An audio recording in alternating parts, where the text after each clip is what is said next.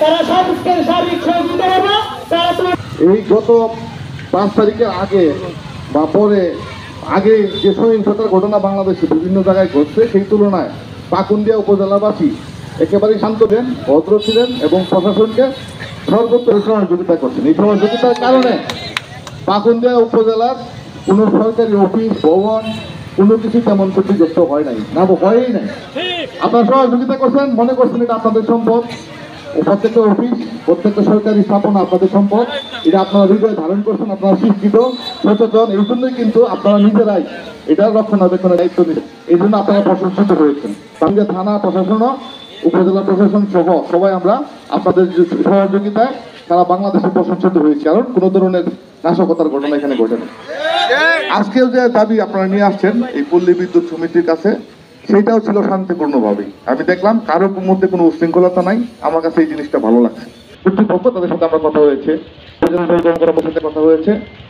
কথা সারমর্ম হলো এই, আমি একটু আগেও বলেছি যে সার্বিক যে বিদ্যুৎ পরিস্থিতির উন্নতি মাননীয় প্রধান উপদেষ্টা মহোদয়ের বক্তব্য বা তথ্য অনুযায়ী আমরা জানতে পেরেছি অচিরে সমাধানের কাজ করতেছে।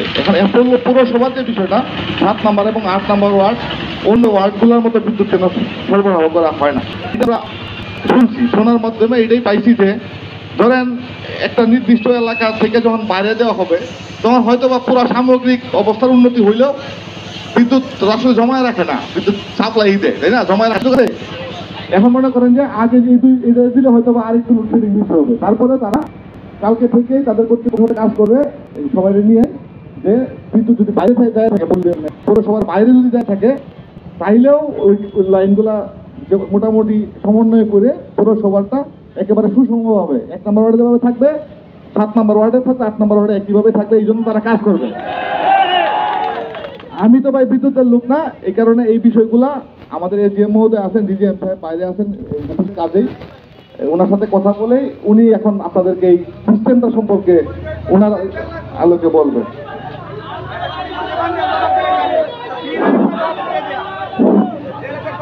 আসসালামু আলাইকুম। আমরা সকলে শান্ত হই। প্রথমে ধন্যবাদ জানাচ্ছি এই তীব্র গরমের ভিতরে আপনারা যে মিছিল নিয়ে আসছেন, শান্তিপূর্ণভাবে মিছিলটা নিয়ে আসছেন, এটার জন্য আমি আন্তরিকভাবে দুঃখিত। আমাদের কাজ কি? আমাদের কাজ হলো বিদ্যুৎ দেওয়া, বিদ্যুৎ বিতরণ। পল্লী বিদ্যুৎ বিদ্যুৎ উৎপাদন করে না। বর্তমান সরকার এদের দিকে খুব নজর দিচ্ছে। আপনারা পেপার পত্রিকা দিচ্ছেন এবং আমার হাতে অনেকগুলো পেপার আছে। আপনারা যে এই গরমের মধ্যে এই মিছিল নিয়ে আসছেন, আপনাদের অনেকের কষ্ট হচ্ছে। আমার কষ্ট কি? আমার দায়িত্ব বিদ্যুৎ দেওয়া। আমি যদি ভালো করে দিতে পারতাম, আজকে এই গরমের মধ্যে কথা বলতে হতো না।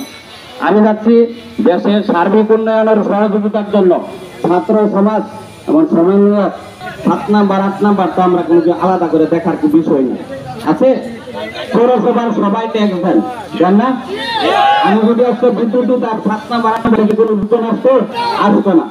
এই নৌকা পৌরসভার নামে কোনো হুজার নাই, হসপিটাল নামে হুজার। হসপিটালে আপনাদের লোক আছে, 12 দিনের লোক আছে, সুপ্রিয়ার লোক রোগী আছে, সব জায়গার রোগী আছে। আমি এই জন্যই পৌরসভাতে বিদ্যুৎ দিই না, যে হসপিটালে বিদ্যুৎ। আমাদের যদি হসপিটালে লাইটটা অফ হয়, গত বছর দিন রাত্রে একটা অঘটন ঘটছে, থানার সামনে একটা চুরি মারছে, এই লোকটাকে আমি বিদ্যুৎ দিতে পারি নাই। সাথে সাথে এই রোগীটাকে ট্রান্সফার করার প্রশ্ন। তাই আপনাদের সবাই সকলের সাহায্য সহযোগিতা কামনা করছি। যে সমস্যা আছে দ্রুত সহিত 24 ঘন্টার মধ্যে আমি গাড়ি বাতিল করতে দেবো, ঠিক আছে? এই পারলাম আমাদের ত্রুটিটা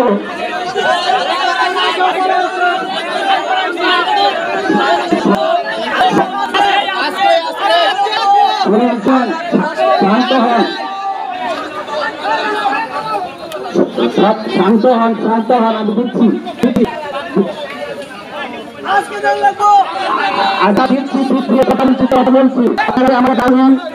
আমার কথা না শোনেন তাহলে তো আমি কথা বলতে পারবো না। আপনারা এনে আসছেন 50 জন,